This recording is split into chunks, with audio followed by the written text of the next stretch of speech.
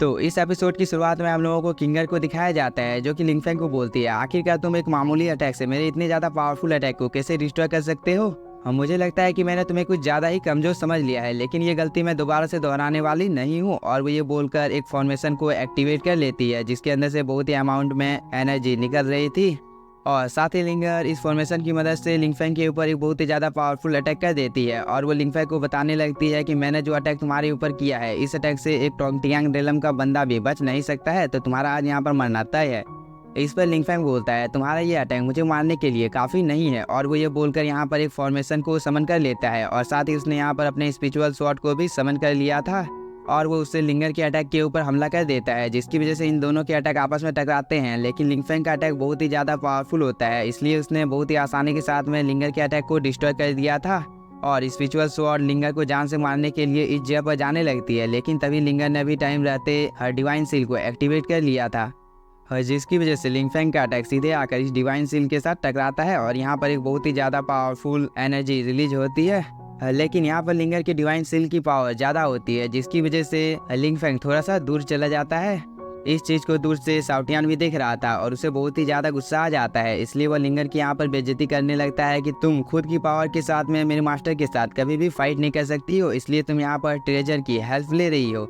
इधर लिंगफेंग divine seal के इतने ज़्यादा पावर की वजह से थोड़ी सी दूर जाकर गिरता है। इस चीज़ को देखकर एक लड़की बोलने लगती है, होली गॉड क्या तुम ठीक हो। लेकिन तभी हम लोगों को लिंगफेंग को दिखाया जाता है जिसे तो इस अटैक से कोई फर्क ही नहीं पड़ा होता है, वो तो बिल्कुल ठीक होता है। और वो यहाँ पर अपने एक अटैक को क्रिएट कर सीधे लिंगर के ऊपर अटैक कर देता है।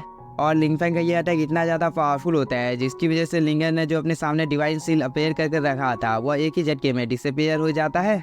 इस चीज़ को देखकर लिंगर को तो अपनी आंखों के ऊपर भरोसा नहीं हो रहा था, लेकिन वो हार नहीं मानती है और वो दोबारा से एक अटैक क्रिएट कर लिंगफेंग के ऊपर अटैक करना शुरू कर देती है।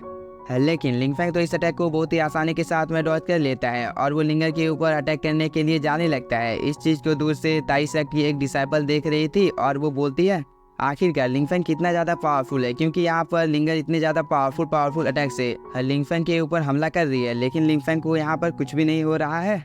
इधर लिंगफेंग ने लिंगर की बहुत ही ज़्यादा बेइज्जती करना शुरू कर दिया था कि तुम यहाँ पर बस दूसरों के आर्टिफैक्ट की मदद से ही मेरे साथ फाइट कर सकती हो, अगर तुम्हारे अंदर हिम्मत है तो तुम खुद की पावर के साथ मेरे साथ फाइट कर दिखाओ।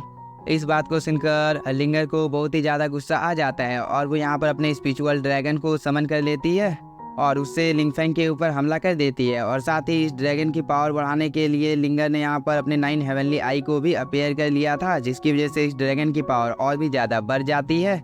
इसलिए यह ड्रैगन अब अपनी पूरी स्पीड के साथ में लिंगफेंग के ऊपर अटैक करने के लिए जाने लगता है। लेकिन इस चीज़ को देखकर लिंगफेंग को तो कोई असर ही नहीं पड़ता है और वो यहाँ पर बस अपने एक छोटे से अटैक से इस ड्रैगन के ऊपर हमला कर देता है, और जिसकी वजह से लिंगर ने जो ड्रैगन लिंगफेंग को मारने के लिए भेजा था वो ड्रैगन एक ही झटके में इस जगह पर डिसअपेयर हो जाता है, क्योंकि लिंगफेंग का ये अटैक बहुत ही ज़्यादा पावरफुल था। इस चीज़ को देखकर लिंगर को तो अपनी आंखों के ऊपर भरोसा नहीं हो रहा था और वो दोबारा से अपने डिवाइन सील को एक्टिवेट कर लेती है और उससे लिंगफेंग के ऊपर अटैक करना शुरू कर देती है। लेकिन लिंगफेंग के सामने तो ये अटैक बहुत ही ज़्यादा कमज़ोर होता है, इसलिए वो यहाँ पर जरा सा भी टेंशन नहीं ले रहा था और वो सही मौके का यहाँ पर इंतजार कर रहा था। और जैसे ही यह डिवाइन सील लिंगफेंग के सामने आता है तब वो यहाँ पर अपनी स्पिरिचुअल बॉडी को क्रिएट कर लेता है और वो अपने एक नॉर्मल अटैक से इस डिवाइन सील को डिस्ट्रॉय कर देता है।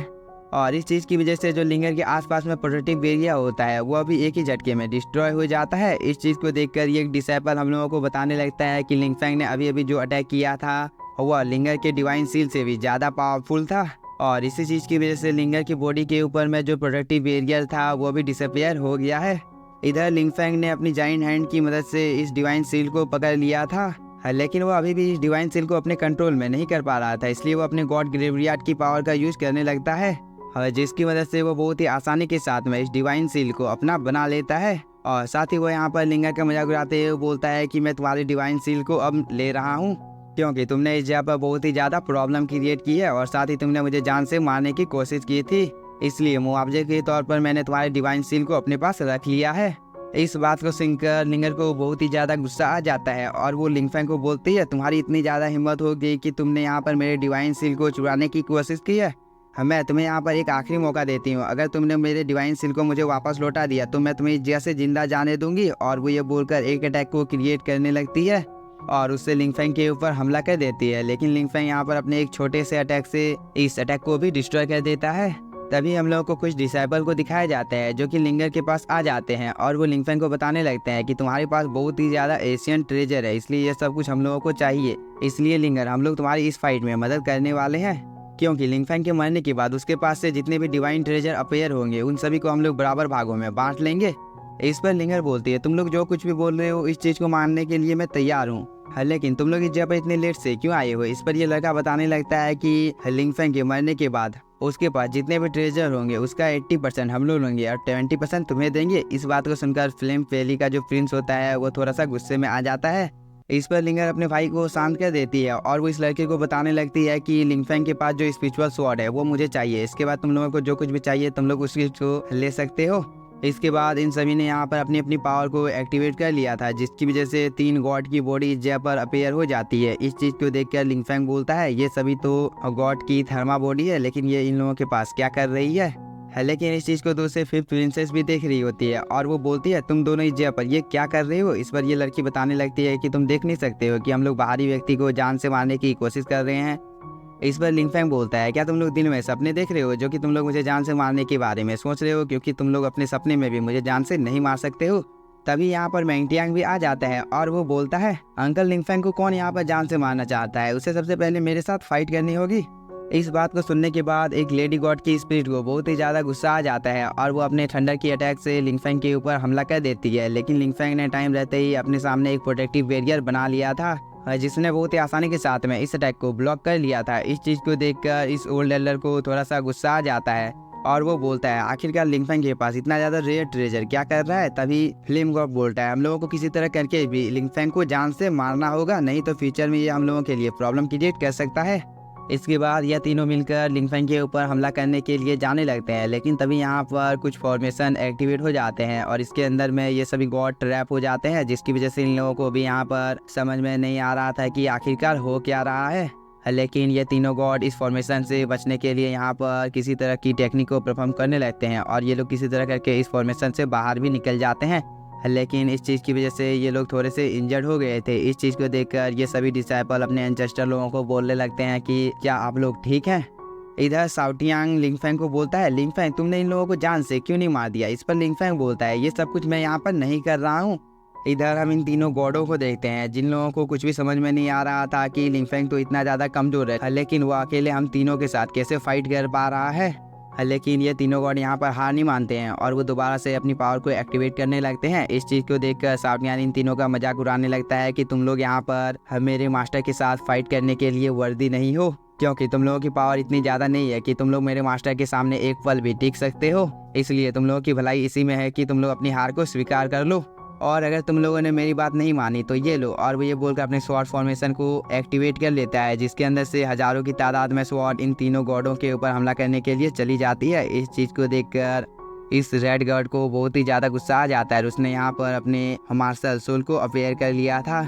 इस चीज़ को देखकर शाओटियांग भी अपने 9 ड्रैगन स्वॉर्ड से इन लोगों के ऊपर हमला कर देता है, जिसे देखकर इस रेड गॉड को तो अपनी आंखों के ऊपर भरोसा नहीं हो रहा था कि इस बर्ड के पास भी एक डिवाइन वेपन है।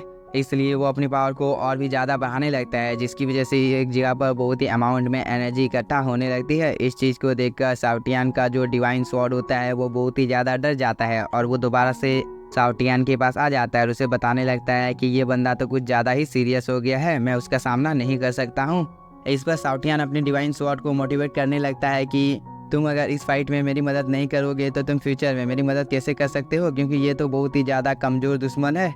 इस पर डिवाइन स्वॉर्ड बोलते हैं मास्टर आपको अभी चिंता करने की कोई भी जरूरत नहीं है, क्योंकि जब फ्यूचर में मैं अपने गॉड रियलम को अचीव कर लूँगा तब मैं आपके साथ कदम से कदम मिलाकर दुश्मनों के साथ फाइट करूँगा, लेकिन फिलहाल के लिए मैं अभी फाइट नहीं कर सकता हूँ। इस पर शाओटियांग बोलता है मुझे फिलहाल के लिए इसकी मदद की कोई भी जरूरत नहीं है, क्योंकि मेरे पास और एक सीक्रेट टेक्निक है। और वो ये बोलकर इस टेक्निक को परफॉर्म करने लगता है। लेकिन इसी के साथ हम लोगों का ये एपिसोड हो जाता है खत्म। अगर आप लोगों को वीडियो पसंद आया होगा तो चैनल को सब्सक्राइब कीजिए और वीडियो को like. Thank you for watching.